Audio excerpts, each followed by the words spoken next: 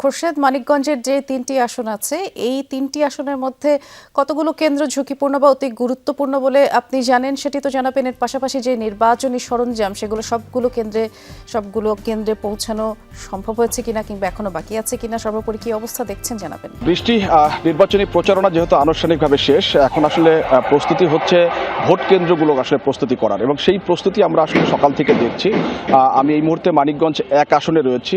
Rainbow allrounder exterior paint, বাড়ির বাহিরের দেয়ালের সুরক্ষা নিয়ে থাকুন নিশ্চিন্ত, সাথে পাচ্ছেন 10 বছরের ওয়ারেন্টি।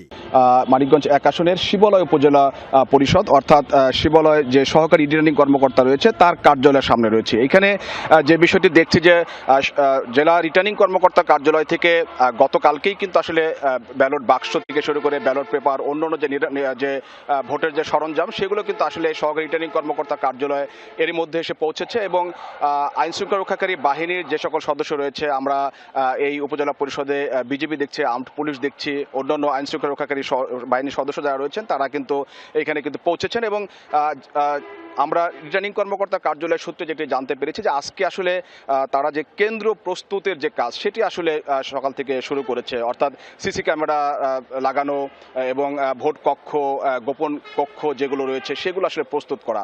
এবং আগামী কালকে মূলত আসলে যে যারা প্রিজাইডিং অফিসার রয়েছেন এবং আইনশৃঙ্খলা রক্ষাকারী বাহিনীর যারা সদস্য যারা রয়েছেন যে সকল কেন্দ্রে থাকবে তাদের হাতে আসলে এই নির্বাচনের যে সরঞ্জাম সেগুলো আসলে পৌঁছে দেওয়া হবে। এবং আপনি জানেন যে মানিকগঞ্জে 515টি আসলে ভোট কেন্দ্র রয়েছে, এবং আমি যে উপজেলাতে রয়েছি এই উপজেলা যমুনা নদী তীরবর্তী একটি উপজেলা। এইখানে 61টি কেন্দ্র রয়েছে। এই উপজেলার 4টি কেন্দ্র যমুনার দুর্গম যে চরাঞ্চল সেই চরাঞ্চলে কিন্তু 4টি কেন্দ্র অবস্থিত। সেই চরাঞ্চলে আপনি জানেন যে পদ্মা যমুনা বিশাল চরাঞ্চল রয়েছে মানিকগঞ্জে, সেটি মানিকগঞ্জের 2টি আসন, মানিকগঞ্জ 1 এবং 2, সেই আসনগুলোতে আসলে সেইখানে প্রশাসনিক প্রস্তুতি একটু বেশি নেওয়া হয়েছে, এবং সেইখানে দুর্গম এলাকা যেহেতু আগে ভাগেই কিন্তু সেইখানে আজকে আইনশৃঙ্খলা রক্ষাকারী বাহিনী তারা কিন্তু সেই যে দুর্গম এলাকাগুলোতে আসলে পৌঁছে যাবে। যদিও যে ভোটের যে বাক্স এবং ব্যালট পেপার সেগুলো আসলে আগামী কালকেই সবার কাছে আসলে আনুষ্ঠানিকভাবে